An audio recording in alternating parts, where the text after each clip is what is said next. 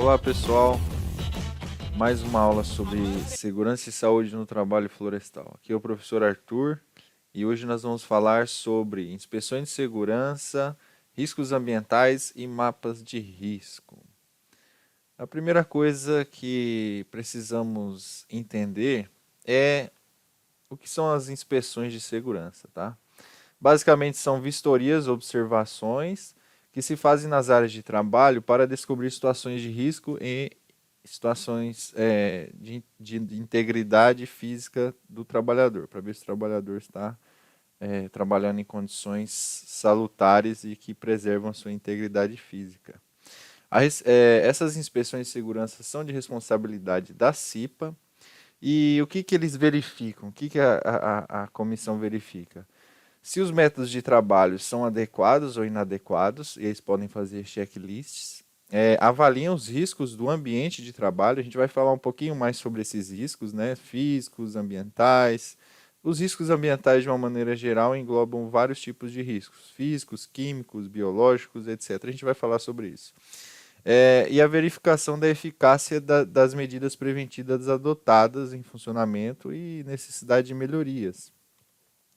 Existem vários tipos de inspeções de segurança do trabalho. E aí a gente tem algumas classificações dessas inspeções. Então nós chamamos de inspeções de segurança gerais, aquelas que são feitas em todos os setores da empresa e se preocupam com todos os problemas relativos à segurança e medicina do trabalho. Então, existem as inspeções parciais, que se limitam a área ou setores específicos da empresa ou da indústria. Existem as inspeções de rotina feitas pelos próprios trabalhadores nas atividades ou por supervisor responsável, um técnico em segurança e tal. Então tem o DDS, que é o Diálogo Diário de Segurança, que de certa forma incentiva e ativa o cuidado dos trabalhadores em relação à segurança e eles mesmos ao longo... Por exemplo, o cara vai trabalhar com motosserra, né, a manutenção do motosserra e cobrar isso do trabalhador é uma espécie de inspeção de rotina, né? Então, na própria área de serviço, você tem que tomar os cuidados devidos e ter rotina nisso. Existem as inspeções da CIPA em relação a inspeções periódicas, e aí elas são determinadas por leis, principalmente para equipamentos perigosos, né? Exemplo de caldeiras e extintores na parte de controle e combate a incêndios, né? De prevenção a incêndios. Então, a CIPA pode fazer periodicamente essa inspeção para ver se os equipamentos estão regulares. Existem as inspeções oficiais, que são aquelas realizadas por agentes oficiais, os órgãos do Poder Executivo, ou empresas de seguro, quando a empresa tem seguro.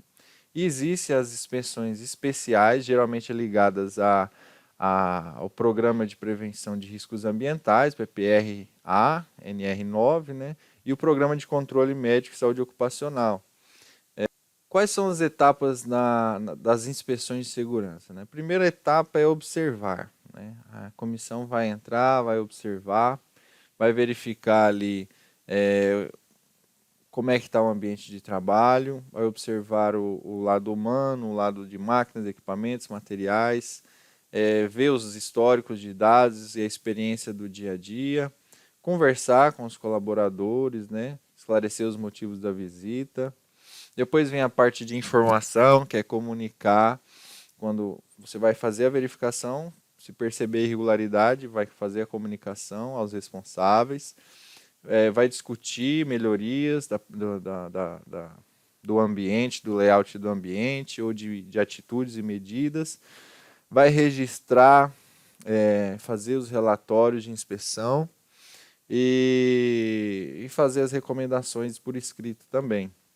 Aí você vai encaminhar os registros das inspeções e aí você faz um relatório com estatísticas e indicações, e gráficos, layouts e desencadeia um processo também em caso de aquisição de equipamentos, de instrumentos, EPIs, EPCs, fazer o encaminhamento disso. Depois faz o acompanhamento e o relatório de execução dessa inspeção, seja qualquer um daqueles tipos de inspeções que foram citados anteriormente.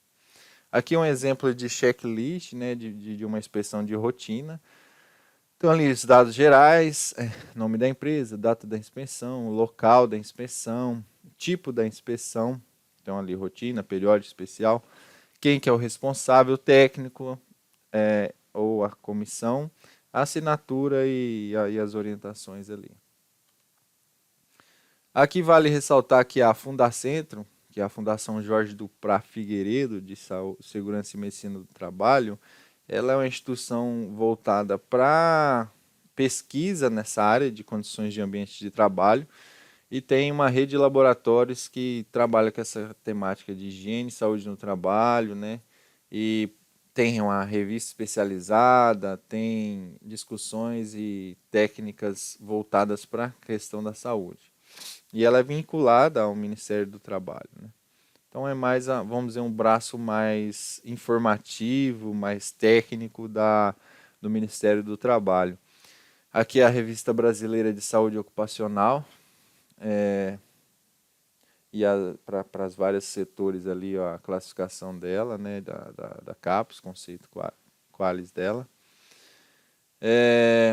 Aqui tem 2 vídeos, um falando sobre a PPRA, que é a NR9, que trata do Programa de Prevenção de Riscos Ambientais, e o PCMSO, 2 vídeos da Fundacentro, justamente esse órgão que traz informações sobre a questão de saúde, segurança e medicina do trabalho, né? Saúde é medicina, né? Enfim, depois vocês pesquisem no YouTube, Programa de Prevenção de Riscos Ambientais, vai lá no canal, acho que a Fundacentro tem um canal, Programa de Controle Médio de Saúde Ocupacional, vocês vão poder verificar essas outras temáticas aí, que é um programa específico para verificação dos riscos ambientais, com avaliação, através de instrumentos de avaliação dos fatores de risco ali. Agora, nós temos aqui um dos objetivos dessa aula é mostrar para vocês, demonstrar a questão do mapa de riscos. O mapa de riscos, ele é uma representação gráfica, vocês já devem ter visto, principalmente em shopping center, quem foi em prédios também, de repente você vai ver uma espécie de um mapinha, que é uma planta baixa, com algumas indicações de porta de saída, onde existem áreas de riscos. Então, esse mapa de risco ele é basicamente uma representação gráfica do local que você está inserido e te alerta de onde são as áreas que a gente tem de mobilidade e o que tem de risco naquele setor, principalmente onde tem máquinas, equipamentos ou coisas, agentes de risco, né? É uma maneira fácil e rápida de representar os riscos de acidente de trabalho, permite identificar locais perigosos naquele layout, naquele ambiente, e ajuda a desenvolver também uma atitude mais cautelosa. Então tem que ser alguma coisa que salte aos olhos mesmo para um leigo, né, alguém que está ali. A gente sabe que algumas empresas adotam a proibição de visitação de não ser pessoal técnico e treinado a determinadas áreas. Então, proibido acesso ao público é um tipo de placa que você pode ver. E lá dentro você tem um layout, né? Que pode ser orientativo para os próprios trabalhadores que estão ali dentro. Quem é responsável pela construção do mapa de riscos é a CIPA, e ela tem por atribuição identificar esses riscos no processo de trabalho e elaborar esses mapas, claro, com assessoria e apoio da SESMIT, que é a equipe técnica. Quando que devem elaborar esses mapas? Deve ser feito e refeito anualmente, se necessário, toda vez que se renova a CIPA, para permitir que cada vez mais trabalhadores aprendam a identificar e registrar graficamente os locais de riscos da empresa, né? E aí eles podem ir reciclando e renovando e melhorando esse layout do ambiente e informativo a respeito dos riscos ali. Lembrando que a CIPA tem duração de 1 ano, a CIPA-TR tem duração de 2 anos, né? Então, cada mandato ela teria que refazer esse mapa aí. Quais os objetivos do mapa de risco? O primeiro deles é conscientizar e informar os trabalhadores ou aqueles que entrem em determinado local de trabalho dos riscos existentes ali, através de uma rápida visualização de um mapa, um layout ali que salte aos olhos. Reunir as informações necessárias para estabelecer o diagnóstico da situação de saúde e segurança e identificar esses pontos de riscos. Possibilitar a troca de informações, na elaboração do mapa de risco, trocar informações da CISP e da SESMIT, bem como estimular a participação e a discussão de atividades de prevenção.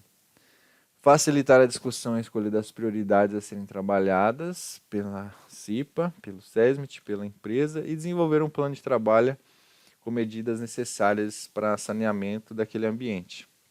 Então é um exercício, é uma atividade obrigatória e é um exercício de análise, né? Quando você tem que estudar o ambiente que você está inserido e renovar e verificar os pontos de riscos ambientais, você acaba sempre enxergando alguma coisa nova ou vendo propondo algum instrumento de prevenção de riscos ali. Então você tem que transformar o ambiente que você está inserido num ambiente seguro para se trabalhar, saudável. O mapa de risco, ele é qualitativo. O que quer dizer isso? Que a gente não tem a parte do corpo técnico de instrumentação e medição de periculosidade ou de avaliação profunda das questões ambientais ali para laudo de insalubridade e periculosidade. Então, ele basicamente é uma análise superficial, qualitativa, para identificação e orientação. Para questões de avaliações mais profundas, a gente tem o PPRA, que já foi falado, que é NR9, os laudos de insalubridade e periculosidade, que constam na NR 15 e 16, e o LTCAT, que é o laudo técnico das condições ambientais de trabalho. Esse sim é o instrumento da Previdência, do INSS, e a partir dele que sai aí a questão do adicional de insalubridade ou de periculosidade, que é uma avaliação técnica dos riscos ambientais envolvidos ali. Os alertas. A gradação do risco vai ficar por conta da CIPA e dos trabalhadores, envolvendo os aspectos subjetivos, e os levantamentos ambientais da SESM servirão como instrumento de apoio na tomada de decisão. É uma representação gráfica, por isso nada adianta ser muito caprichada e correta se a visualização for ruim. Então muitas empresas fazem um mapa de risco, mas põem numa folhinha A4 num cantinho da sala, do ambiente, ninguém vai ver, não vai ajudar aquele mapa ali. Então tem que ser alguma coisa que seja que oriente e salte aos olhos.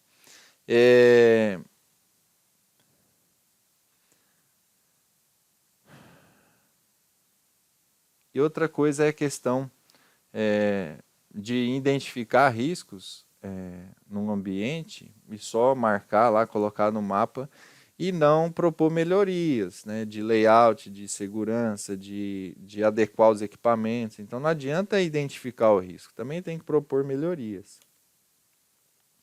Aqui os procedimentos para elaboração do mapa de risco, né, passo a passo. Primeira coisa é fazer a inspeção de segurança naqueles níveis lá, fazer as avaliações de quais os riscos do ambiente. E aí você usa um checklist e aplica um questionário aos trabalhadores, onde eles mesmos podem indicar onde são os ambientes de maior risco. Você precisa fazer a planta baixa daquele ambiente, né, porque o mapa disso nada mais é que uma planta baixa com informações orientativas com relação aos riscos ambientais. Depois você faz um relatório de inspeção de segurança e, por fim, um mapa de risco para cada setor da empresa. Aqui no canto inferior esquerdo você tem bem pequena escala, o que seria um mapa de risco, nós já vamos ver em versão mais ampliada. Vamos conhecer alguns pontos de mapa de risco aqui, de gradação de risco. Então nós temos aqui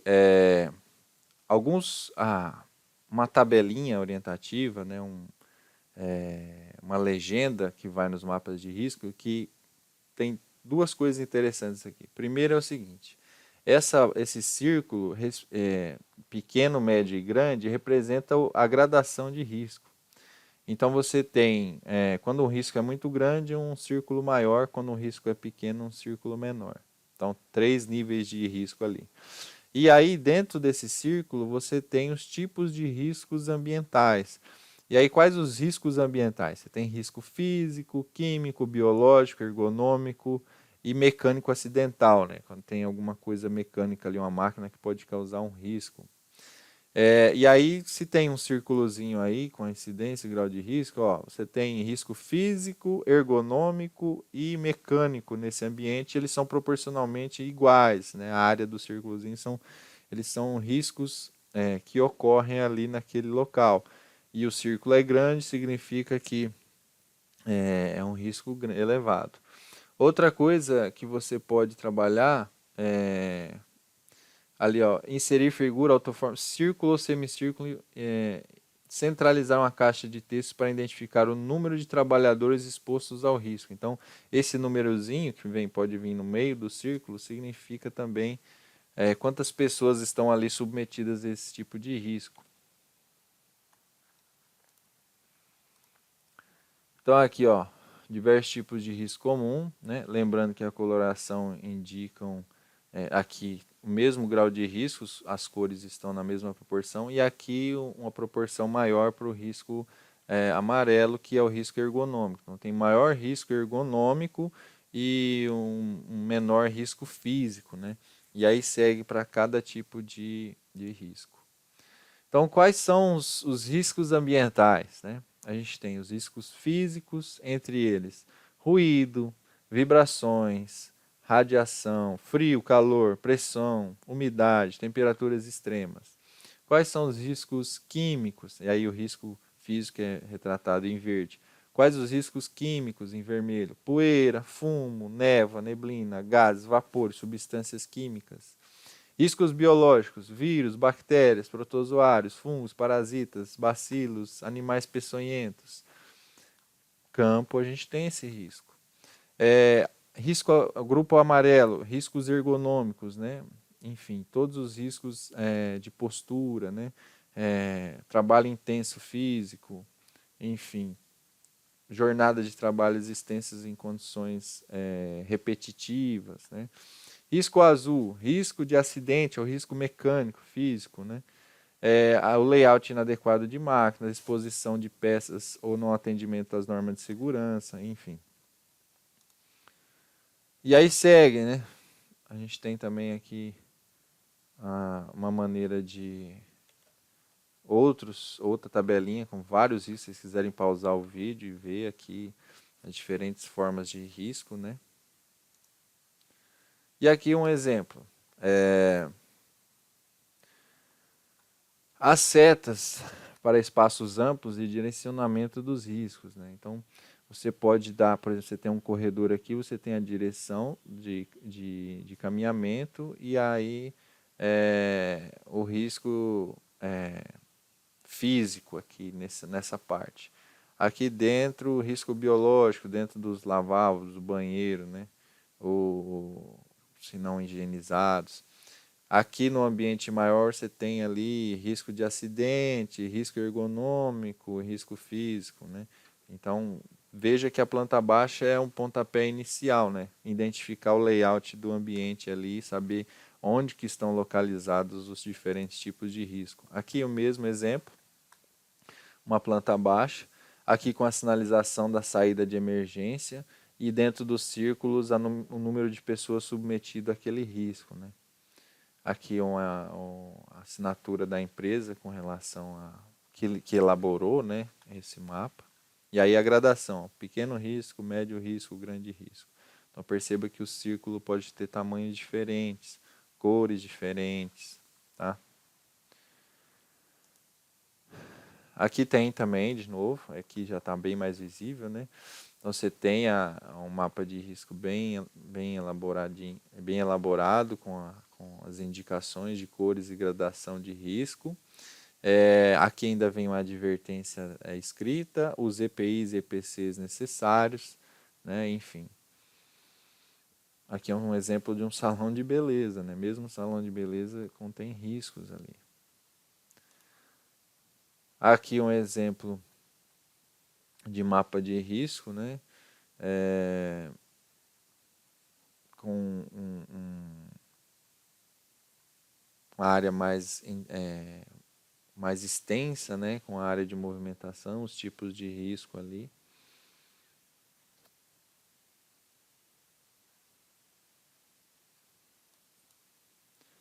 Aqui outro exemplo, né? Lembrando a numeração de pessoas, tá? De mapa de risco aqui. Um ambiente com grande movimentação de pessoas, tem que ter indicação de saída de incêndio, portas e janelas proporcionais, né? Se você tem um ambiente muito com layout para muitas pessoas, você tem que planejar portas e saídas de emergência maiores para que as pessoas tenham vazão maior, se necessário, né? Em caso de algum acidente, algum risco ali. Então, aqui o número 24 são um número de pessoas bastante elevado. Aqui outro exemplo de mapa de risco, né? Sempre contendo aí várias salas, o número de pessoas e o tipo de risco, né? Então você vê que o layout ele varia muito, vai de cada empresa, né? Mas basicamente a gente tem essas características que foram tratadas na aula como os elementos principais, né? Conhecer os riscos ambientais, saber o que são as inspeções de segurança e fazê-las, e tentar propor um layout, uma visão de um mapa de riscos que seja intuitivo. Muitos desses aqui não estão sendo bem intuitivos, mas alguns saltam aos olhos. E essa é a intenção do mapa de risco. É isso, agradeço a todos e até a próxima aula.